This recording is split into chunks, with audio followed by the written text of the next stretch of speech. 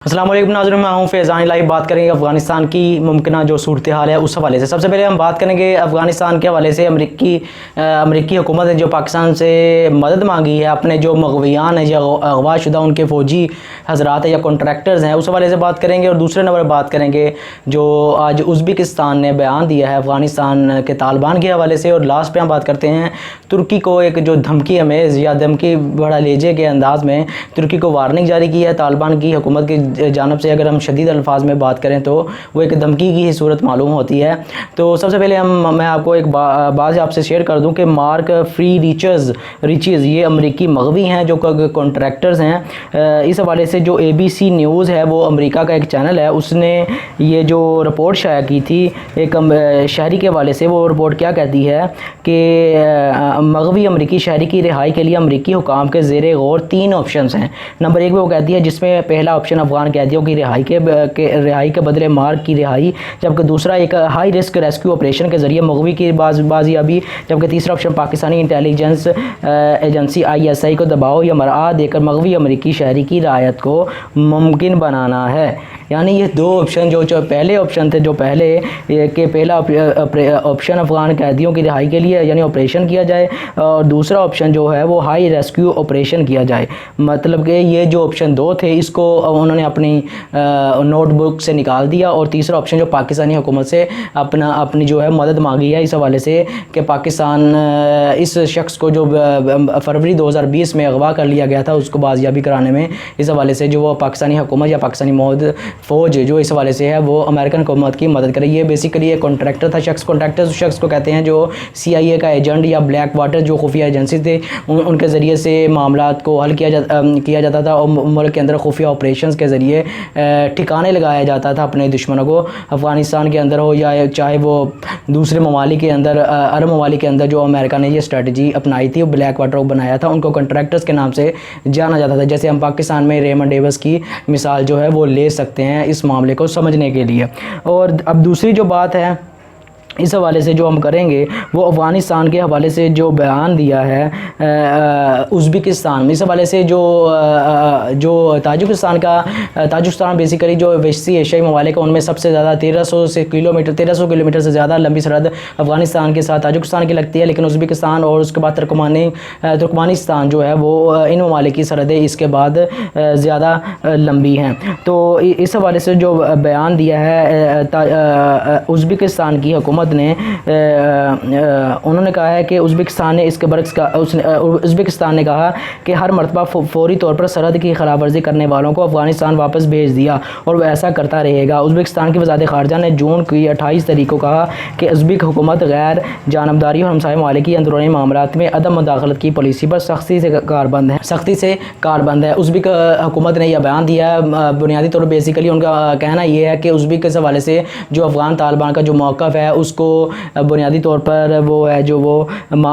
उसको ऑन करता है, और वो चाहता है कि अफ़गानिस्तान के अंदर तालिबान की हुकूमत और अफ़वाम मुत्तफ़िक़ीन से इस सारे मामलात को हल किया जाए। और इसी तरह का मामला ताजिकिस्तान के हवाले से हमने देखा था 20,000 के फ़ौज तकरीबन जो ताजिकिस्तान के वज़ीर आज़म उन्होंने इस हवाले से उन सरहदों पर लगा दी थी। और बाकायदा तौर पर रशिया ने तो बाकायदा इस हवाले से कहा था कि रशिया जो है वो तकरीबन 7,000 के करीब अपनी फ़ौज वहाँ पर भेजेगा, और 100 से ज़्यादा जो टैंक हैं तो वो ताजिकिस्तान की सरहदों पर भेजेगा ताकि जो तालिबान का जो इस्लामी नज़रिया है, ये क्योंकि नज़रिया जो वो ओबियसली वो सरहदों के पार जाता है रोकने के लिए, ताकि नज़रिया दूसरी सरहदों की तरफ ना फैले, तो इसके लिए रशिया ने भी इक़दाम इस हवाले से उठाए हैं। अब लास्ट पे जो बात जो सबसे अहम है इस खबर के हवाले से, वो बयान दिया है तालिबान ने अफ़गानिस्तान की जो मामलात है उस हवाले से तुर्की के ख़िलाफ़, क्योंकि तुर्की ने फ़ैसला किया था कि वो अपनी 650 के करीब या तो पहले कहा कि तुर्की या बरतानिया रहेगा, फिर तुर्की और अमेरिका का आया, अब सिर्फ पता नहीं तुर्की ही का नाम आ रहा है कि तुर्की जो वो है अब अफ़गान जो एयरपोर्ट है उसकी हिफाजत करेगा, और वहाँ पे मौजूद जो यूरोपीय सफारतकार हैं खुद उनके सफारतकार उनकी हिफाजत करेगा। तो तालिबान ने इसको शदीद रद्द-ए-अमल इस पर दिया है, और शदीद रद्द-ए-अमल जो दिया है वो अफ़गान तालिबान ने कुछ इस तरह से दिया है। लेकिन उससे पहले मैं आपको बता दूँ सुहेल शाहीन ने इंटरव्यू दिया पाकिस्तान के एक जिरगा जियो न्यूज़ चैनल पर, एक बहुत ही रिनाउंड सहाफ़ी जो है वो इस हवाले से करते हैं प्रोग्राम। उनके प्रोग्राम में भी इस हवाले से कैटेगोरिकली یہ موقف اپنایا ہے کہ جو افغانستان ہے وہ کبھی بھی کسی قسم کا دباؤ ہے وہ برداشت نہیں کرے گا، چاہے وہ کسی بھی ملک یا کسی بھی قوم کی طرف سے ہو۔ اخبار نے دعویٰ کیا ہے کہ سہیل شاہین نے کہا ہے کہ پاکستان کا بھی دباؤ ہم کسی لحاظ سے بھی جو ہے جو ہماری پالیسیوں کے خلاف ہو وہ کبھی بھی ہم اس کو وہ برداشت نہیں کریں گے افغانستان کے اندر۔ اب جو افغان طالبان ہیں ان کی طرف سے اس حوالے سے جو بیان آیا ہے، ترکی کے 2 ٹوک الفاظ میں اس حوالے سے متنبع کیا ہے طالبان کی جانب سے۔ وہ کہتے ہیں کہ طالبان نے اس اقدام کو افغانستان پر بیرونی قوتوں کے قبضے میں توسیع قرار دیتے ہوئے ترکی پر واضح کیا ہے کہ یہ ایک برا فیصلہ ہے۔ افغان طالبان کی جانب سے منگل کو یعنی آج جاری کردہ ایک بیان میں کہا گیا کہ یہ دوحہ معاہدے میں اس بات پر اتفاق رائے، یعنی جو 29 دسمبر 2020 کو معاہدہ ہوا تھا قطر کے دارالخلافہ دوحہ میں، تمام غیر ملکی قوتیں اگست 2021 کے ڈیڈ لائن تک افغانستان سے انخلاء جو ہے وہ مکمل کر لیں گی۔ اور دوسری طرف وہ پھر آگے کہا ہے کہ اقوام متحدہ اور عالمی برادری کے ساتھ ساتھ تمام متعلقہ ممالک بشمول ترکی، جس کے وزیر خارجہ اس معاہدے پر دستخط کے وقت وہاں موجود تھے، نے اس فیصلے کی تائید کی تھی۔ یعنی جو وزیر خارجہ تھے ترکی کے، انہوں نے اس حوالے سے نہ صرف اس کی تائید کی تھی بلکہ وہاں پہ سگنیچر جو ہے وہ بھی کیے تھے دوسرے ممالک کے ساتھ۔ طالبان کے مطابق مگر اب چونکہ ترکی کی قیادت نے امریکہ کے کہنے پر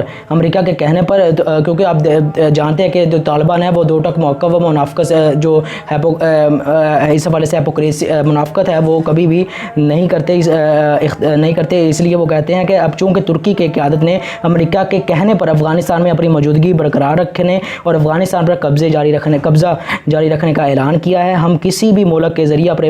وطن سے غیر ملکی افواج کے قیام کو قبضہ مانتے ہیں اور ایسے حملہ آوروں کے ساتھ انخلاء کی ڈیڈ لائن کے بعد سن 2001 میں جاری ہونے والے 1500 ممتاز علماء کے 2001 کے بعد جاری ہونے والے 1500 ممتاز علماء کے فتوے کی بنیاد پر کارروائی کی جائے گی۔ یہ وہی فتویٰ ہے جس کے تحت گزشتہ 20 برسوں سے جہاد کیا گیا ہے۔ اس بیان پر مزید کہا گیا کہ یہ اگر ترک حکام نے اپنے فیصلے پر نظر ثانی نہ کی اور افغانستان میں اپنی موجودگی کو طول دیا تو امارت اسلامیہ اور افغان قوم اپنے مذہبی اور حب الوطنی کے فرض کے مطابق ان کے خلاف اقدام کرے گی۔ یعنی جو 2001 کے بعد 1500 علماء کرام کے فتویٰ کے مطابق امریکہ کے خلاف اعلان جنگ کیا تھا جہاد کے لیے، اسی فتوے کو استعمال کرتے ہوئے ان کے خلاف بھی جہاد کرے گی افغان طالبان اور ان کی قوم، اور ایسی صورتحال میں تمام نتائج کی ذمہ داری ان لوگوں کے کندھوں پر آئے گی جو دوسروں کے معاملات میں مداخلت کرتے ہیں اور ایسے ناجائز فیصلے کرتے ہیں۔ یہ تھا کیٹاگوریکلی ایک بیان طالبان کی طرف سے، اور ترکی کی حکومت کو اس حوالے سے ایک وارننگ دی گئی ہے کہ اگر وہ اس ملک کے اندر ہماری سوورنٹی کو چیلنج کرتے ہیں اور امریکہ کے کہنے پر وہ اپنی جو پالیسیاں ہیں اس میں افغانستان کے اندر رہنے کے حوالے سے اپنی پالیسیوں میں توسیع کرتے ہیں اور معاہدہ ہونے کے باوجود معاہدے کی خلاف ورزی کرتے ہیں تو اس کے ذمہ دار وہ خود ہوں گے، اور اس حوالے سے ہماری طرف سے مکمل طور پر اس صورتحال کو برداشت نہیں کیا جائے گا، اور اس حوالے سے جو وہ ہے کارروائی عمل میں لائی جائے گی، جیسے وہ امریکن نیٹو افواج کی موجودگی میں یہاں پہ حملوں کی صورت میں جو کارروائیاں کی جاتی تھی۔ تو یہ تھی صورتحال افغانستان کے حوالے سے۔ تو اس حوالے سے آپ تھوڑی سی پیش رفت جو ہوئی تھی اس معاملے اس حوالے سے، تو میں نے اس حوالے سے اس لیے میں نے اس پر ایک ویڈیو بنا دی ہے تو آپ سے، اور لیکن ایک بات اور ہے اس کے علاوہ جو ترکی کی وزارت خارجہ ہے اس کا ابھی تک اس حوالے سے کوئی بیان نہیں آیا، لیکن جیسے کوئی پیش رفت ہوتی ہے تو اس حوالے سے آپ کو آگاہ جو اس حوالے سے کر دیا جائے گا۔ تو آپ سے میری گزارش ہے چینل کو لائک کریں، سبسکرائب کریں اور بیل کا آئیکن دبائیں تاکہ جو ہر آنے والی جو ویڈیوز ہے چاہے وہ پاکستان کے کرنٹ افیئرس کے حوالے سے ہو، انٹرنیشنل مڈل ایسٹ اور افغانستان کے حوالے سے ہو، وہ آپ تک آسانی سے پہنچ سکے۔ آپ کا بہت بہت شکریہ۔